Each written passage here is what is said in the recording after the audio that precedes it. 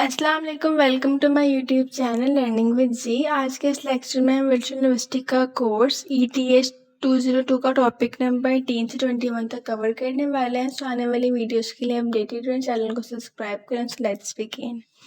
Chapter number 18 में basically discuss ये किया गया can't and the categorical imperatives. अब यहाँ पे इन्होंने स्टार्ट बड़े मज़े से किया है, लाइक एक बड़ी अच्छी सी वो उन्होंने एक एग्जांपल दी हुई है जिसके अकॉर्डिंग उन्होंने सारा जो कांट की थ्योरी है उसकी जो अप्रोच है उसको जो है वो स्टार्ट किया। अब यहाँ पे बेसिकली एक इंक्वायरिंग मर्डर का केस दिया गया, प्रेजेंट किया गया यहाँ पे, जिसमें डिस्कस काफ़ी कुछ किया। So let's start with it. तो यहाँ पे बात ये कर रहे हैं कि आप इमेजिन करें एक ऐसे बंदे को जो कि एक मर्डरर है, कातिल है, उससे कहीं भाग के अपनी जान बचा के जा रहा है और वो आपके पास से गुजरता है। जैसे मूवीज़ में अक्सर दिखाते हैं कि कोई कातिल है, कोई किसी लड़की को मारने वाला, तो वो बच के जा रही होती है, तो वो कहती है कि प्लीज़ मत बताइएगा कि मैं यहाँ पे छुपी हूँ, just like that. So this is something कि यहाँ पे वो कह रहे हैं कि इमेजिन कीजिए कि एक मर्डर है, वो जा रहा है, मतलब एक मर्डरर से एक बंदा भाग रहा है और वो आपके पास से गुजर रहा है और आपको कह रहा है कि मैं इस घर में, अपने घर में छुपने जा रहा हूँ, सो आप उसे प्लीज़ मत बताइएगा कि मैं यहाँ पे छुप गया। वो मर्डरर जो है वो आपके पास आता है और आपसे पूछता है कि वो बंदा कहाँ पे है। सो अब आपने यहाँ पे सोचना है कि आप उसको सच बताते हैं या नहीं। आप यहाँ पे ये कर सकते हो, ये माइट भी कि आपके माइंड में होगा अगर मैं ना भी बताऊँ तो उसको पता चल गया तो वो मर तो जाएगा ही, तो आप उसको बता दो कि हाँ वो यहाँ पे है, उसके कॉन्सिक्वेंसेस को देखा बगैर। और या फिर आप ये सोचो कि अगर मैं साइलेंट भी रहूँ तो क्या होगा, तो मुझे करना क्या चाहिए। बेसिकली यहाँ पे आपके पास एक क्वेश्चन है, बट जो अकाउंट की थ्योरी है वो ये कहती है कि आपको कॉन्सिक्वेंसेस देखे बिना राइट डिसीजन लेना चाहिए। इसके कॉन्सिक्वेंसेस जो मर्जी हो, आपको जो है वो लाए नहीं करना चाहिए, आपको सिर्फ ट्रुथ पे ही अपनी जो है वो लाइबिलिटी रखनी चाहिए। अब अगर कांट की बात करें तो कांट की जो डेट ऑफ बर्थ और डेट ऑफ डेथ है वो 1724 से 1804 तक है।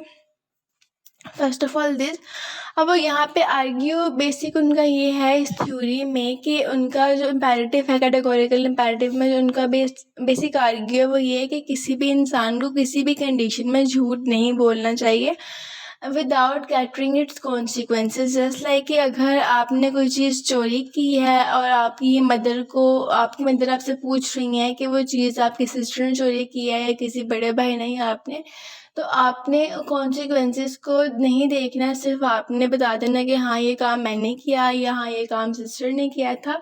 इसके कॉन्सिक्वेंसेस आपने कैटर नहीं करने हैं। बेसिक इसकी थ्योरी का मतलब ये है कि doing something without catering it's consequences.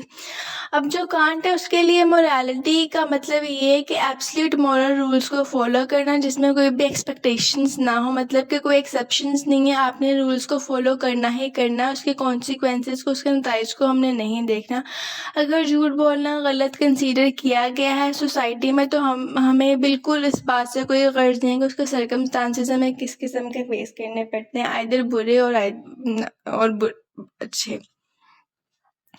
Secondly यहाँ पे कुछ क्वेश्चन इसी व्यू के रिगार्डिंग अराइज होते हैं, जैसे कि इसमें उन्होंने कहा कि जैसे कि अब आप सच बोलना जो है वो गोट की कमांड की तरह है। अब यहाँ पे कांट ने कहा कि जो यहाँ पे कांट है उसका बेसिक जो पॉइंट ऑफ व्यू है वो यही है कि जो उसने रिलीजन के जो आइडियाज़ हैं उन पे वो बिलीव नहीं करता, बल्कि वो रैशनल थिंकिंग रखता है। और रैशनल थिंकिंग इज समथिंग जो कि आपकी लॉजिक पे और आपके फैक्ट्स एंड फिगर्स पे बेस करती हो, और एक होती है आपकी एम्पेरिकल जो होती है वो आपकी एक्सपीरियंसेस पे बेस करती है। बट कांट जो है वो रैशनैलिटी की थिंकिंग यूज़ करता है।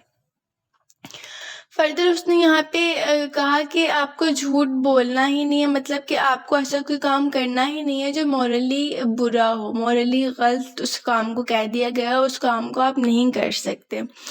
अब फर्दर यहाँ पे कांट ने नोटिस किए थे कुछ वर्ड्स है जो कि वह यूज़ करता है यहाँ पे, इसके और है जैसे कि आप कोई अहद लेते हो कि वादा करते हो इन एवरीडे कॉन्टेक्स्ट। तो यहाँ पे उसने कुछ बातें की। फर्स्ट ऑफ ऑल उसने एग्जाम्पल यहाँ पे जो है, if you want to be a better cricket player, you ought to watch Javed Miandad games. और सेकेंडली यहाँ पे कहा गया if you want to go medical college so you ought to sign up the take or the and treat एस। अब यहाँ पे basically secondly जो इन ऑर्ड्स में जो है उसने एक हाइपोथेटिकल इम्पेरेटिव को भी यूज़ किया, नोटिस किया बेसिकली इन सब चीज़ों में, कि वो यहाँ पे कह रहा है कि आपको कोई सर्टेन काम करना है तो उसके लिए आपको कोई ना कोई सर्टेन डिज़ायर करनी पड़ेगी। जस्ट लाइक कि अगर आपने क्रिकेटर बनना है तो आपको जो जावेद मैदान था उनके गेम्स को देखना पड़ेगा, बट अगर आप नहीं बनना चाहते, अगर आप अपनी ये काम पूरा नहीं करना चाहते तो आपको कोई ज़रूरत नहीं इसको देखने की। बट अगर इन कॉन्टेक्स्ट अगर आपने ये काम करना ही है तो आपको उसे पूरा करना पड़ेगा, आपको उसको देखना ही पड़ेगा। उसके बाद यहाँ पे कुछ और बातें एक कि मॉरल कंट्रास्ट की बात करें तो जो मॉरल ऑब्लिगेशंस थी कांट की कैटेगोरिकल इम्पेरेटिव को लेके उसको डिस्कस किया गया कि मतलब जो कैटेगोरिकल इम्पेरेटिव का जो एब्रीवेशन या मतलब जो उसकी फोकस है वो ये है कि मॉरल ऑब्लिगेशंस पूरी करनी है, मतलब जो मॉरली चीज़ें राइट है उनको हमने करना ही करना है। फर्दर उसने यहाँ पे बात की कि ये सब जो चीज़ें हैं वो आपकी डिज़ायर पे बेस नहीं करती, आपकी ज़रूरत पे बेस करती हैं। आपकी जो अप्लाई करते हो आप एब्सोल्यूट ट्रुथ पे जो है वो बेस करती है। अब ये नहीं कि आपकी डिज़ायर है कि आप सच बोलो तो सच बोलो, डिज़ायर ये कह रही है कि झूठ बोलो तो झूठ बोलना है। नहीं, आपकी डिज़ायर जो भी है उसको आपने बाद में कैटर करना है, पहले आपने देखना है कि आप मोरालिटी के जो पैरामीटर्स हैं उन पर पूरा आ रहे हो या नहीं। ओवरऑल इसकी थ्योरी में यही बात की गई है। उसके बाद यहाँ पे एक और एग्जांपल दी गई, you ought to help peoples in categorical ये जो एग्जांपल है you ought to help people you can escape it by saying. अब यहाँ पे जो फर्स्ट ऑफ ऑल है ना, you ought to help people, ये कैटेगोरिकल इम्पेरेटिव, और उसके बाद जो नेक्स्ट है you can't escape it by saying I don't care about helping others. मतलब कि आप ये कह के नहीं जा सकते, ये कैटेगोरिकल इम्पेरेटिव की एक फॉर्म है, या कह लें कि आप इसको एक ऑट के तौर पे इसमें यूज़ कर सकते हैं।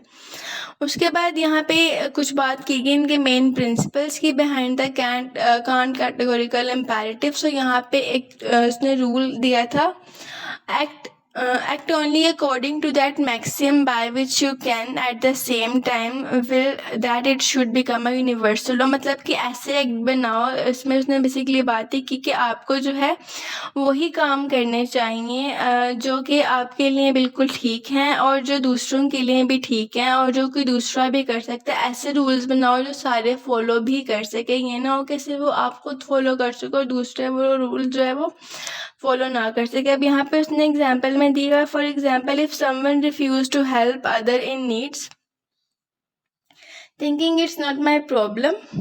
सो ये जो है ये रूल जो है वो यूनिवर्सल रूल नहीं बन सकता, ठीक है। और उसके बाद वन डे ऐसा हो सकता है कि माइट भी उस इंसान को भी जो है वो मदद की ज़रूरत पड़ जाए, तो कोई भी उसकी मदद की केयर नहीं करेगा कि मतलब उसको कोई मदद करे, कोई इसको हेल्प आउट करे, तो कोई भी नहीं करेगा। तो यहाँ पे अकॉर्डिंग टू कांट यही वो बेसिकली कंक्लूड कर रहा है कि हमें जो है ऐसे रूल्स ऐसे एक्ट बनाने चाहिए जो कि यूनिवर्सल लॉ, जो कि सबके लिए एक जैसे हों, और उसमें इंश्योर करना चाहिए कि हमको फेयरनेस और कंसिस्टेंसी को अपने एक्शंस के अंदर, मतलब हमें ऑनेस्ट रहना चाहिए, हमें लॉयल रहना चाहिए, हमें ये नहीं करना चाहिए कि बायसेस नहीं बनानी चाहिए, हमें डिस्क्रिमिनेशंस नहीं बनानी चाहिए।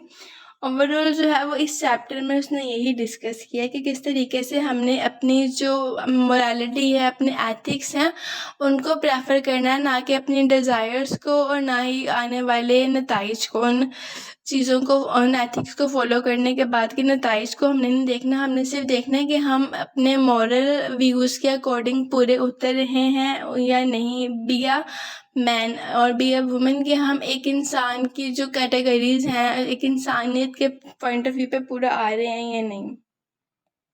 नेक्स्ट चैप्टर की बात करें सो इट्स चैप्टर नंबर 19। अब यहाँ पे डिस्कस ये किया गया absolute rules and the duty not to lie.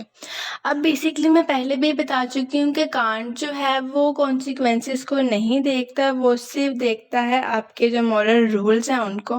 अब कांट की जो मोरालिटी है वो यही कहती है कि आप यूनिवर्सल लॉ बनाओ, मॉरल रूल्स बनाओ जो कि इस तरीके से आप उनको पूरा करो कि आप हर सर्कमस्टांसेस में, हर किस्म के के जो मसाइल या कोई हालात हैं उनमें आप उसे फॉलो कर सको। अब कांट के लिए जो है झूठ बोलना वो कभी भी एक्सेप्टेबल हो ही नहीं सकता, बिकॉज उसके अकॉर्डिंग जो है वो इस थ्योरी के अकॉर्डिंग या उसके अकॉर्डिंग ये बात है कि अगर आप झूठ बोलते हो किसी भी बारे में तो वो आपकी डिग्निटी को एज अ ह्यूमन बीइंग वो मतलब बिल्कुल डिस्ट्रॉय कर देती है। वो आपका एक वो क्या कहना चाहिए उसको, एक रिस्पेक्ट है आपका, एक वो एक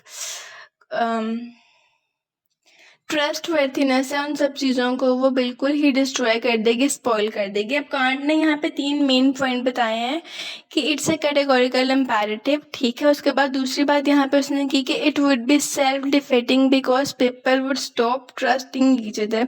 अब यहाँ पे वो बात ये कर रहा है कि आप अगर झूठ बोल रहे हो किसी सेकंड पर्सन से सर्कमस्टांसेस अच्छे करने के लिए, तो ये आप अपने आप को ही एक मतलब हार दे रहे हो कि जब उसको सच का पता चलेगा तो उसका जो ट्रस्ट है वो आपसे वो बिल्कुल लूज हो जाएगा और वो मतलब आप पे कभी भी बिलीव नहीं करेगा, और ये चीज़ आपकी डिग्निटी को, आपकी इज्जत को कम करेगी। थर्ड पे बात उसने की people would not relay on what others says, और तीसरी बात ये कि वो ये कह रहा है कि लोग कभी भी उस चीज़ पे डिपेंड नहीं करते जो कोई और बात कर रहा होता है, मतलब कहीं ना कहीं से जो है वो बात पता चल जाती है। अब उसके बाद यहाँ पे बात की गई द इंक्वायरिंग मर्डर केस के बारे में। सो यहाँ पे डिस्कस ये किया गया कि जो मर्डर केस था, अगर if a murder ask where someone is hiding should you tell the truth, can't answer. और उसने अब यहाँ पे जो थे वो कुछ आंसर्स किए। फर्स्ट आंसर उसका ये था इसके रिगार्डिंग कि जो उसने कहा you should only follow rules that you could will be universal, कि आप यहाँ पे सिर्फ वो रूल फॉलो करोगे जो आपको लगता है कि यूनिवर्सल रूल्स हैं, ये सबके लिए इक्वल है। अगर आपको if you lie you would follow the rule, it is permissible to lie. अब देखो अगर आप यहाँ पे झूठ बोलते हो तो आपके लिए झूठ बोलना तो बिल्कुल मना है, तो आप यहाँ पे झूठ नहीं बोल सकते। थर्ड पे उसने यही बात की अपने आंसर में, उसने एक और आर्ग्यूमेंट दिया कि this rule could not be universal because if you it would make lying pointless as no one would believe anyone. और कह रहा है कि अगर आप जो यूनिवर्सल रूल्स हैं उनको फॉलो नहीं करते, आप झूठ बोलते रहते हो, तो फिर वो जो आपका एक वो बिलीव है, एक जो आपकी वो डिग्निटी है वो ख़त्म हो जाएगी, आपकी ट्रस्ट वर्थनेस ख़त्म हो जाएगी। So you should not lie. अब यहाँ पे ऑब्जेक्शन ये आया कि जो उन्होंने बेसिक फर्स्ट आंसर पे ऑब्जेक्शन था वो बेसिक ये था कि what if the rule is it is permissible to lie to save our life, मतलब कि जो झूठ बोलना वो इतना बुरा है अगर हमने किसी की ज़िंदगी बचानी हो। सो यहाँ पे भी जो था यहाँ पे उसको सेल्फ डिफेक्ट आया, बट यहाँ पे उसने कहा कि this could be universal rule without being self defeating, अपने सेल्फ को आप डिफेट नहीं कर सकते। यहाँ पे ये ऑब्जेक्शन इस जो था वो आंसर को फेस करना पड़ा। उसके बाद अगर सेकंड की बात करें तो सेकंड पे भी ऐसा ही एक क्वेश्चन जो था वो उस कांट से पूछा गया था, उसके रिगार्डिंग भी उसका आंसर था। So let's focus on it. अब वो यहाँ पे दूसरी बात ये कर रहा है कि हमें कभी भी अपना मतलब झूठ या सच बोलने से पहले हमें नहीं पता होगा कि उसके एक्शंस क्या आते हैं। मतलब अगर आप कोई झूठ बोल रहे हो तो आपको नहीं पता कि उसके बाद के एक्शन हैं। जस्ट लाइक कि अगर कोई मर्डर आपसे पूछ रहा है कि हाँ वो तुम्हें उस इंसान का पता है जिसको उसने कत्ल करना, अगर आप उसको नहीं भी बताते तो माइट भी कि उसको कहीं ना कहीं से पता चल जाए और उसको कत्ल कर दे। So it's not okay, like it's okay to be कि आप उसको बता दें। अब यहाँ पे ये बात कर रहे हैं कि अगर आप झूठ नहीं बोल सकते हो या आप सच नहीं बोल सकते हो तो आपके लिए बेस्ट पॉलिसी है कि आप अवॉइड कर दो बिल्कुल, मतलब कि इविल जो लाएंगे उसको बिल्कुल आप अवॉइड कर दो। और फिर उसने दूसरी बात ये की कि अगर आउटकम्स का जब हमें पता ही नहीं कि वो बैड है या गुड है तो ये हमारी ड्यूटी नहीं है, बट एज एन मोरालिटी हमें ये चीज़ें पूरी करनी चाहिए। अब यहाँ पे कुछ ऑब्जेक्शन ये आए थे कि समटाइम फर्स्ट ऑफ ऑल जो ऑब्जेक्शन था वो शॉर्टली मैं आपको बता दूँ कि sometimes we can be confident about the outcomes of our actions. के समटाइम्स होता है कि हम अपने जो काम हम करते हैं, जो एक्शन परफॉर्म करते हैं, हमें उसके आउटकम्स का पता होता है।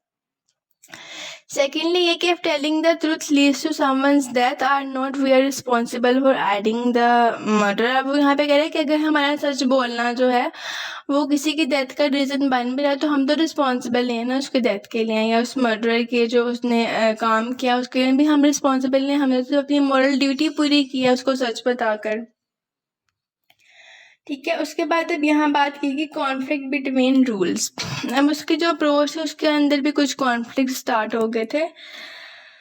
सो फर्स्ट ऑफ ऑल जो ये है कि जो कांट के आइडियाज़ थे मॉरल रूल्स के, एब्सोल्यूट क्वेश्चंस के, रियल लाइफ सिचुएशंस को लेकर, उसमें भी उसने कुछ इंक्वायरीज की मर्डर केसेस के रिगार्डिंग। जब उसने एग्जांपल ली वर्ल्ड वॉर 2 की, जिसमें डच फिशरमैन जो था वो लाई कर रहा था नाजीज के साथ ताकि वो जुविश के जो रेफ्यूजीज थे, जो मतलब उनके जो लोग आए थे, उनको सेव कर सके। सो यहाँ पे उसने जो था वो झूठ बोला, लाइक उसने यहाँ पे झूठ बोला और उसने इनोसेंट पीपल जो थे उनको अलाउ नहीं किया, मतलब कि उसने उनको बचा लिया। This is kind of thing जो यहाँ पे वो इस बात को अप्लाई कर रहा है। तो वो यहाँ पे कह रहा है कि if both it is wrong to lie and it is wrong to permit murder और absolute, we face moral dilemma. This show that holding all moral rules and absolute is unrealistic. Overall इसमें वो यही बात कर रहा है कि अगर ये जो झूठ बोलना भी गलत है और उसके अलावा परमिट देना मर्डर का, वो भी दोनों चीज़ें गलत है, तो फिर एब्सोल्यूट क्या है। और यहाँ पे फिर एक मॉरल डिलेमा जो है वो फेस करना पड़ता है। उसके बाद लास्ट पे जो डिस्कस किया गया वो यही कि revising the can't basic idea के बारे में डिस्कस किया, जो एक अनदर लुक हम उसकी ले रहे हैं। सो यहाँ पे अब जो था उसके काफ़ी ऑब्जेक्शंस आए सारे चीज़ों के बारे में, बट जो कांट का आइडिया था वो स्टिल रिमेन जो है वो इन्फ्लुएंशियल है, बिकॉज उसने सजेस्ट किया था मॉरल जजमेंट्स को जो कि बैक्ड हैं गुड रीजंस के लिए। और अब यहाँ पे दूसरी बात उसने ये की कि अगर हम मॉरल वैल्यूज़ को थिंक करते हैं कि वो वैलिड है, तो हम उसे अप्लाई कर सकते हैं हर किसी पे, नॉट जस्ट आवर सेल्फ। मतलब अगर आप मॉरल वैल्यूज़ को मानते हो तो उसको यूनिवर्सली अप्लाई करना है, not on your self for your personal benefits.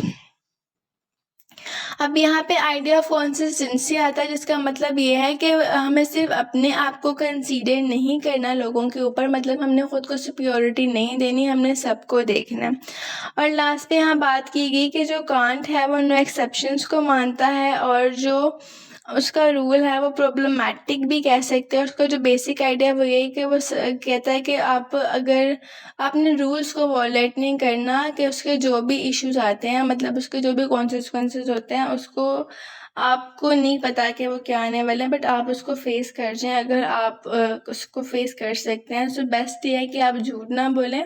और ये जो अप्रोच है थोड़ी सी फ्लेक्सिबल भी है और ये रीज़नेबल अप्रोच भी है। अगर ये एमसीक्यूज़ में कहीं पूछा जाए कि ये जो अप्रोच है ये फ्लेक्सिबल और रीज़नेबल है, so yes it is a flexible and reasonable approach. Chapter number 20 की बात करें तो यहाँ डिस्कस किया गया can't and the respect for persons. Persons mean humans. अब यहाँ पे बेसिकली बात स्टार्ट यहाँ से होती है कि कांट जो था उसका एक बिलीव था कि जो ह्यूमन बींग्स हैं वो एक ओवरऑल जितनी भी क्रिएशन, जितनी भी मखलूक़ात है, उनमें एक स्पेशल प्लेस रखता है। और ऐसे हम जो कि हमारे मज़हब में भी कहा गया है कि इंसान को अशरफुल मखलूक़ात बनाकर भेजा गया है।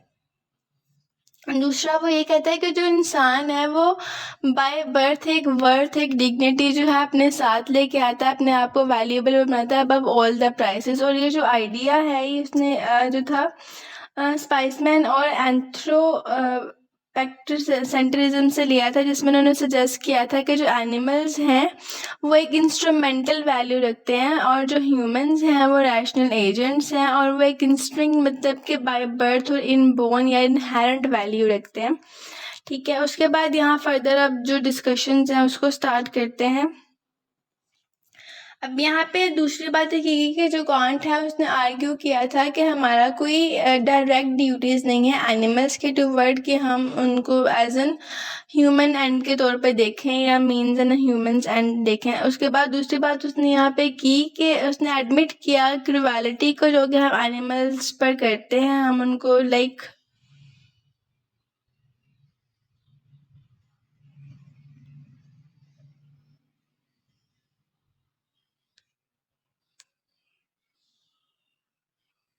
सॉरी फ़ोन स्टक हो गया था, सो लेट्स स्टार्ट अगेन। अब यहाँ पे जो बात हम कर रहे थे, हम उसके सेकंड टॉपिक की बात कर रहे थे, लाइक जो एनिमल्स के रिगार्डिंग उसका पर्पस है। सो यहाँ पे कांट ने ये कहा कि जो ह्यूमंस हैं उनकी कोई डायरेक्ट ड्यूटीज़ नहीं है टुवर्ड्स द एनिमल। तो फिर उसने यहाँ पे ये बात भी एक्नॉलेज की कि अगर हम लोग ह्यूमंस जो हैं वो जो जानवर हैं उनके रिगार्डिंग क्रुएलिटी शो करते हैं तो उसके जो है अगेंस्ट हमें भी क्रुएलिटी ही मिलेगी। अब यहाँ पे दूसरी बात उन्होंने ये की कि काटने के जिसका की मॉरल प्रिंसिपल है वो ये कि ह्यूमंस जो हैं उनको ट्रीट किया जाए एज अ मेरली मेंटेन, मतलब कि उनके जो गोल्स हैं उनको सिर्फ पूरा करना ही उनका काम नहीं है बल्कि उनकी बहुत सी मॉरल वैल्यूज़ भी हैं इसके अलावा। फर्दर यहाँ पे डिस्कस किया गया कांट की मॉरल फिलोसफी के बारे में। So it is also an important thing. यहाँ पे डिस्कस ये किया जा रहा है कि जो कांट की मॉरल फिलोसफी है वो सेंटर्ड करती है आपकी कैटेगोरिकल इम्पेरेटिव को। अब यहाँ पे उसने कुछ जो थी वो डेफिनेशंस दिए हैं, just like act only according to that maxim by which you can at the same time will it to be a universal law. और उसका अनदर वर्जन भी उसने यहाँ पे दिया है कि जो प्रिंसिपल्स ऑफ एंड है ओवरऑल जो यहाँ पे बात कर रहा है वो ये कि ये एक ऐसा एक्ट है जो कि ह्यूमैनिटी को ट्रीट करता है, ह्यूमैनिटी को देखता है, जस्ट लाइक कि how to treat a human और ह्यूमैनिटी। अब यहाँ पे वेदर जो है वो आप अपने आप को ट्रीट कर रहे हो या किसी और को ट्रीट कर रहे हो, और जो इसका बेसिक मतलब है वो ये है कि आप किस तरीके से सबको ट्रीट करते हो। आपने यूनिवर्सली ही सबको देखना है, आपने पर्सनल बाइसेस पे या पर्सनल डिस्क्रिमिनेशन पे कोई भी लॉ या कोई भी रूल नहीं बनाना। फर्दर यहाँ बात की गई ह्यूमन डिग्निटी के बारे में। सो कांट कहता है कि जो ह्यूमन डिग्निटी है वो हमारी अपनी एबिलिटी है जो कि हमें एक रैशनल डिसीजन और गोल सेट करने के लिए काम आती है, मतलब एक इनहेरेंट चीज़ है हमारे अंदर। और दूसरी बात ये कि उसने कहा कि इसका मतलब ये हुआ कि ओवरऑल ह्यूमन डिग्निटी का हमारी लाइफ में कि हमें जो है वो फॉलो करना चाहिए डिफरेंट किस्म के रूल्स को जो कि यूनिवर्सली बनाए गए हों, और सिर्फ अपने गोल्स को अचीव नहीं करना चाहिए बल्कि सबको देखना चाहिए। और जैसे अब उसने यहाँ पे कहा कि उसने एग्जांपल भी दिया है, lying to a friend to borrow money is wrong because it use them as a mean. अब अपने एक दोस्त है उससे आप झूठ बोलो मनी बाय करने के लिए या मनी बोरो करने के लिए, तो ये गलत है कि आप उसके ट्रस्ट को जो है वो चीट कर रहे हो अपनी कोई भी पर्सनल डिज़ायर पूरी करने के लिए। ऑनेस्ट रहो, उसकी रिस्पेक्ट करो और उसको ओवरऑल क्लियर बात बताओ कि आपको वो मनी किस लिए बोरो करनी है। सो वो अब उसकी चॉइस है कि वो आपको दे या नहीं दे, but be yourself a loyal and an honest person. कहीं पे भी चीटिंग नहीं करनी अकॉर्डिंग टू हिम। अब यहाँ पे उसके बाद उसने फोकस किया कुछ रीजंस पे जो कि फेस करने पड़ते हैं as a challenge. So first of all था what is the reason that only इंस्ट्रिक्ट वैल्यू, की इंस्ट्रिक्ट वैल्यू क्या है। सेकेंडली यहाँ बात की गई should people with more reasons be valid. दूसरी बात उसने यहाँ पे ये की कि जो उसको क्वेश्चन उसके माइंड में जो उसको चैलेंजेस फेस करने हैं वो ये थे कि जो लोग हैं वो बिना किसी रीजन के क्या किसी को वैल्यू देते हैं या नहीं। और थर्ड पे his principles can be unclear in tough situations like enthusiasm और stealing to save a life. Enthusiasm exactly वो जो हम पहले डिस्कस कर चुके हैं, मर्सी किलिंग मतलब मैं आपको पहले भी समझा चुकी हूँ इसका कि किसी को इसलिए जो है वो जान से मार देना है, कत्ल कर देना ताकि उसकी जो जिंदगी है वो सफरिंग से बच जाए। ओवरऑल इसमें डिस्कस किया गया कांट के कुछ पॉइंट इसमें डिस्कस किए गए थे वो मैं आपको बता चुकी हूँ सारे, एंड दैट्स इट। इसमें इतना कुछ ज़्यादा डिटेल्ड में नहीं है और कुछ एग्जांपल्स हैं वो आप खुद भी देखेंगे तो आपको उसकी समझ आ जाएगी। बाकी इसमें जो है वो कुछ लोगों के बारे में डिस्कशंस की गई हैं, मैं आपको उसका भी क्लियर एक समरी बता देती हूँ। अब ये जो 3 प्रॉब्लम्स है इसमें बेसिकली बात की गई है कि जो कांट का आइडिया था कि जो रीजंस है वो आपका इंस्टिंक्ट मतलब कि बाय बर्थ इनहेरेंट क्वालिटी है या नहीं, उसको किस तरीके से चैलेंजेस फेस करने पड़े। फर्स्ट जो था why is the reason is only इंस्ट्रिक्ट वैल्यू, और उसके बाद and who determines this. Second पे क्वेश्चन ये किया गया कि इफ अ रीजन इज इंस्ट्रिक्ट should this are more be reason और मोर वैल्यू, जो मैं आपसे बातें कर चुकी हूँ। थर्ड का क्वेश्चन था कि कांट व्यूज। अब यहाँ पे बेसिकली कांट ने ये कहा कि जो उसके व्यूज हैं वो एक क्लियर गाइडेंस प्रोवाइड नहीं, मतलब सॉरी जो ऑब्जेक्शंस थे वो ये थे कि वो क्लियर गाइडेंस प्रोवाइड नहीं कर पा रहे। सो डिस्पाइट दिस इश्यूज जो थे, ये इश्यूज आप ओवरऑल आते रहे, बट इन इश्यूज के बावजूद भी जो कांट की एम्फेसिस थी अपनी रिस्पेक्ट और रैशनैलिटी के रिमेन्स, वो स्टिल इन्फ्लुएंशनल है। मतलब ये 3 मेन क्वेश्चंस इसके please be in your mind के जो रीज़न है, जो आपकी रीजनिंग है, जो आपकी क्रिटिकल थिंकिंग है, वो इंस्टिंक्ट है, मतलब इनहेरेंट वैल्यू रखती है या नहीं, और इसे डिटर्मिन किसने किया, लाइक क्यों करते हैं हम। सेकंड क्वेश्चन ये था कि जो रीजनिंग अगर इनहेरेंट है, सो मोर रीज़न किस चीज़ को वैल्यू दिया जाएगा, मतलब कि जो ज़्यादा अच्छी रीजनेबल या रीजनिंग है उसको वैल्यू दिया जाएगा। और थर्ड पे ये कि जो ऑब्जेक्शन था वो ये कि एक जो कांट की थ्योरी है वो एक क्लियर मॉरल डिलीमा की गाइडेंस प्रोवाइड नहीं करी, जैसे कि एंथ्यूजियाज्म था, मतलब कि मर्सी किलिंग वगैरह का जो सारे सिनेरियोज थे उन सब चीज़ों को वो बिल्कुल प्रॉपरली डिस्कस या एड्रेस नहीं कर पा रही इस किस्म की प्रॉब्लम्स को। लेक्चर नंबर 21 की बात करें तो यहाँ डिस्कस किया गया retribution and utility in the theory of punishment.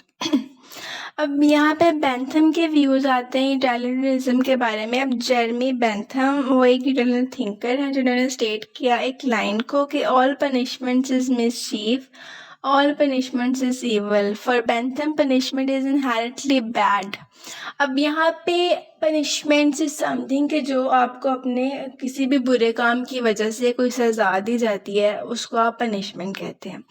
अब यहाँ पे वो कह रहे हैं कि जितनी भी पनिशमेंट्स हैं वो गलत हैं, वो ईवल हैं, बिकॉज पनिशमेंट जो उनके अकॉर्डिंग ये है कि वो इनहेरेंटली बैड है, मतलब कि वो बाय बर्थ ही बहुत बुरी चीज़ है, पनिशमेंट देनी ही नहीं चाहिए। अब यहाँ पे उनका जो ये कहने के रीजंस हैं, उनके यहाँ पे बेसिक 3 रीजंस हैं। First of all taking away their freedom, कि आप उनको इम्प्रिजन करके उनका फ्रीडम ख़त्म कर रहे हैं, उनकी लिबर्टी ख़त्म कर रहे हैं, उनकी पर्सनल विल ख़त्म कर रहे हैं। So this is actually thing जो कि एक बैड चीज़ है, एक बैड कॉन्सिक्वेंसेस है। सेकेंडली उन्होंने बात की टेकिंग अवे समवन्स प्रॉपर्टी। अब आप किसी की प्रॉपर्टी ले रहे हो तो that's also not good, because आप उससे उसकी पूरी वो लाइफ ले रहे हो, आप उसका एक फैमिली का एक सर्वाइवल ले रहे हो, एक इन्वायरमेंट आप उससे छीन रहे हो, उसका घर टू कवर कर रहे हो, उसकी प्रॉपर्टी टू कवर कर रहे हो। तो this is also not okay, it's a fines की कैटेगरी में आता है। थर्ड पे बात की कि taking away someone's life capital punishment. अब ये एक बहुत बड़ी पनिशमेंट है जो कि किसी की जान ही ले लेना एक मॉरली बिल्कुल ही गलत काम है, बट अगर किसी ने कुछ काम गलत किया तो आप ये भी अप्लाई कर सकते हो, but in terms of Bentham view हमारे लिए ये भी करना बिल्कुल गलत काम है, मतलब पनिशमेंट देनी ही नहीं है। बेंथम का बेसिक पॉइंट ऑफ व्यू यही है कि आपने पनिशमेंट देनी ही नहीं है at any consequences, because punishment is mischief and punishment is evil. अब यहाँ पे जो फर्दर बात की गई है वो ये कि उसके अकॉर्डिंग ये जो एक्ट हैं ये ईवल हैं पनिशमेंट देने के, और उसने एक स्ट्रॉन्ग जस्टिफिकेशन रिक्वायर है इसके लिए। अब यहाँ पे एडिशनल जस्टिफिकेशन जो थी वो आती है रेट्रीबेटिविज्म, जो कि होल्ड कर रही है कि जो पनिशमेंट है वो एक ऐसी वे है जिसमें आप पे बैक करते हो किसी भी ऑफेंडर को फॉर देयर क्राइम्स, और जो कि आपकी है इको करता है आपके प्रिंसिपल को एन आई फॉर एन आई, मतलब कि खून के बदले खून टाइप का कॉन्सेप्ट भी यहाँ पे आ सकता है। सो अगर आप ये नहीं करते तो माइट भी कि वो सुधर जाए, सो इसलिए पनिशमेंट्स समहाउ उसके अकॉर्डिंग गलत है। अब यहाँ बात की गई है रिट्रीब्यूटिव जस्टिस के बारे में। सो ये एक ऐसी फॉर्म है जस्टिस की जो कि मैच करती है आपके पनिशमेंट को टू द क्राइम, जिसमें आप मेंटेन करते हो एक balance between the severity and leniency. अब यहाँ पे कांट कहते हैं कि एक जो रेट्रीबिविस्ट है वो आर्ग्यू करता है, उसमें मतलब उन्होंने आर्ग्यू किया एज अ रेट्रीबिविस्ट कि जो क्रिमिनल्स हैं वो डिज़र्व करते हैं punishments for their wrong doings, जिसमें उन्होंने स्टेट किया कि पनिशिंग जो है वो रॉन्ग डूअर्स को इनहेरेंटली गुड है, बिकॉज जो वो काम करेंगे वो गलत है और वो ये डिज़र्व करते हैं पनिशमेंट। जाहिर सी बात है कि कत्ल करेगा तो उसको पनिशमेंट मिलना चाहिए, वो डिज़र्व करता है। फर्दर बट यहाँ बात की गई है इसी के रिगार्डिंग के जो यूटिलिटरिज्म टेक की बात की गई है। सो दिस इज समथिंग कि जहाँ इसमें हम डिस्कस करेंगे कि किस तरीके से जो आपका यूटिलिटेरियन है उसमें बेंथम ने आर्ग्यू किया कि जो पनिशमेंट है वो सिर्फ एक जस्टिफाइड वे है किसी को नेट गेन जो है वो हैप्पीनेस देने की बेसिक चीज़ें। अब पनिशमेंट जो है वो क्रिमिनल्स को पनिश करना बेनिफिशियल है टू वेज में। फर्स्ट ऑफ ऑल यहाँ डिस्कस किया गया है हमारे पास क्राइम प्रिवेंटेशन और सेकेंडली रिहैबिलिटेशन। क्राइम प्रिवेंटेशन की बात करें तो ये जो पनिशमेंट है ये हेल्प करती है प्रिवेंट करने में क्राइम को, और उसके अलावा इसकी जो टर्म्स है वो ये कि इसमें जो आपकी अनहैप्पीनेस है जो कॉज विक्टिम की जो होती है वो भी काफ़ी कम हो जाती है, वो प्रिवेंट हो जाती है।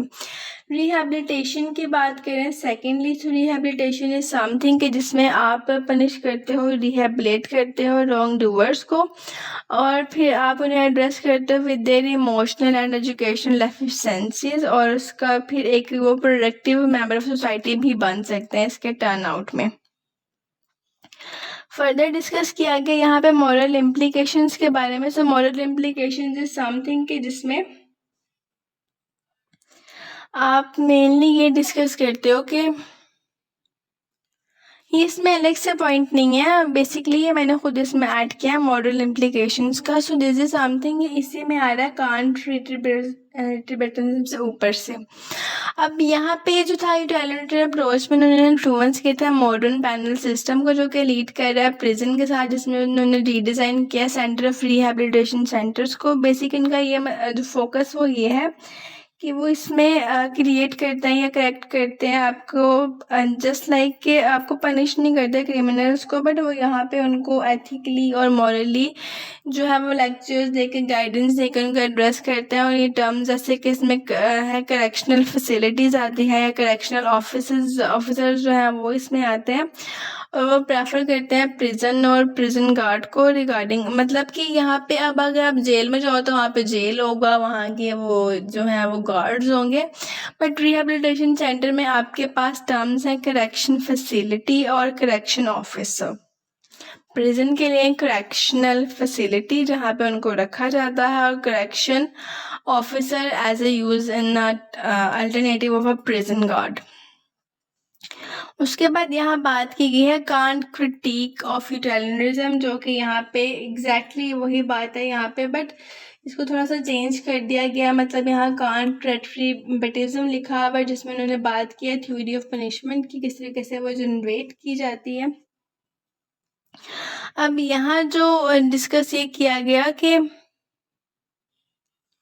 इसमें बेसिकली कांट ने रिजेक्ट किया था यूटिलिटेरियन अप्रोच को, और उसमें उसने कहा था कि बेसिक उसका बिलीव ये था कि ये इनकॉम्पिटेबल है और इसमें जो ह्यूमन डिग्निटी है उसको देखना चाहिए। फिर उसने आर्ग्यू किए थे मेन 2 पॉइंट्स यहाँ पे। फर्स्ट ऑफ ऑल उसने कहा कि using people as a mean to an end is morally wrong, मतलब लोगों को अपनी जो है वो सहूलत के लिए यूज़ करना बहुत ही गलत है। और सेकेंडली यहाँ बात की गई रिहेबिलिटेशन के बारे में। तो उसने कहा कि जो ऑल द नोबल लोग भी होते हैं वो वॉलेट करते हैं एक पर्सन की ऑटोनॉमी का, मतलब उसकी इंडिपेंडेंस को, by trying to shape them, but यहाँ पे उसने कहा कि ये भी चीज़ गलत है और सोसाइटी को उस तरीके से नहीं करना चाहिए बिल्कुल भी। उसके बाद यहाँ पे कांट की जो थी वो क्रिटिक के साथ कुछ प्रिंसिपल्स भी यहाँ पे ऐड किए गए हैं, punishments of 2 principles, there you go. So first में उन्होंने कहा people should be punish simply because they have committed crimes. जाहिर सी बात है कि अब से किसी ने कोई क्राइम किया तो उसको पनिश तो करना चाहिए। और सेकंड पे यहाँ पे बात की गई कि punishment should be proportion to the crime. अब ये कांट ने ओवरऑल उसके सारी जो क्रिटिसिज्म था उसके रिगार्डिंग ये सारी बातें की हैं। अब यहाँ पे कांट ने सपोर्ट किया कैपिटल पनिशमेंट को फॉर द मर्डर। उसने बिलीव किया, उसने बेसिकली उसका बिलीव ये था कि ये जो डेथ है वो सफिशेंट तो है इस किस्म के सिवियर रिस्पॉन्स के लिए, बट मर्डर मतलब उसको प्रॉपरली पनिश करके डेथ देना दैट्स मस्ट बेस्ट। और उसके अकॉर्डिंग जो पनिशमेंट है वो एक way of treating individual with the respect, मतलब कि एक पनिशमेंट देना ताकि वो जो वो डिज़र्व करता है एज अ रैशनल बीइंग और एज अ रैशनल सोसाइटी में अगर देखें तो एक मर्डरर सिर्फ एक जो है वो फांसी ही डिज़र्व कर सकता है। ये सब चीज़ें इसमें डिस्कस की गई हैं कि उसने किस तरीके से सब चीज़ें जो थी वो टैकल की, और उसके अलावा जो रैशनल बीइंग्स उसने कैसे कमिट किया, जैसे कि क्राइम्स जो करते हैं, जो रैशनल बीइंग अगर कोई कमिट क्राइम करता है तो फिर जो चूजिंग है उसको ट्रीट करने की वो सर्टेन वेज में चेंज भी हो सकती है। वो खुद भी बता सकता है कि उसने क्या करवाना है अपने, लाइक उसने कत्ल होना है, या मतलब उनसे पूछा जाता है ना कि आप मतलब किस तरीके से मरना चाहते हैं, आपकी आखिरी ख्वाहिश क्या, समथिंग लाइक दैट। और लास्ट पे उसने बात की his on evil deeds draw the punishment upon himself. वो यहाँ पे लास्ट पे वो बात कर रहा है उनकी थ्योरी को रिजेक्ट करते हुए कि ये जो कोई बुरे काम करता है तो उसका जो अमल है, मतलब अमल का रद्द-ए-अमल जो मिलता है दैट्स ओके। और वो यहाँ पे यही बात कर रहा है कि वो जो हरकतें कर चुका है उसी की सारी हरकतों ने उसको उसके वो असैसिनेशन पर या उसकी जो पनिशमेंट है वहाँ तक ला के खड़ा कर दिया। लास्ट पे डिस्कस किया गया यहाँ पे फाइनल थॉट के बारे में। So final thought is something जिसमें आप कंक्लूजन कह सकते हैं या उसका कैटेगोरिकल इंपेरेटिव लॉ कह सकते हैं, उसकी इम्प्लीकेशंस आ सकती हैं। सो कांट की थ्योरी ने एम्फसाइज किया था कि क्रिमिनल्स जो हैं उनको रैशनल बीइंग के तौर पर ट्रीट करना चाहिए, मैं आपको बता चुकी हूँ, और उसके अकॉर्डिंग जो है किसी को पनिश करना बेस्ट है, बिकॉज वो डिजर्व करते हैं। बिकॉज अगर किसी ने कोई क्राइम कमिट किया है तो उसको पनिश करना इज ओके, इट्स गुड। ये नहीं है कि आप उसे पनिश ही ना करो। सो इसके साथ ये लेक्चर हमारा ख़त्म होता है। आने वाली वीडियोस के लिए अपडेटेड रहें, चैनल को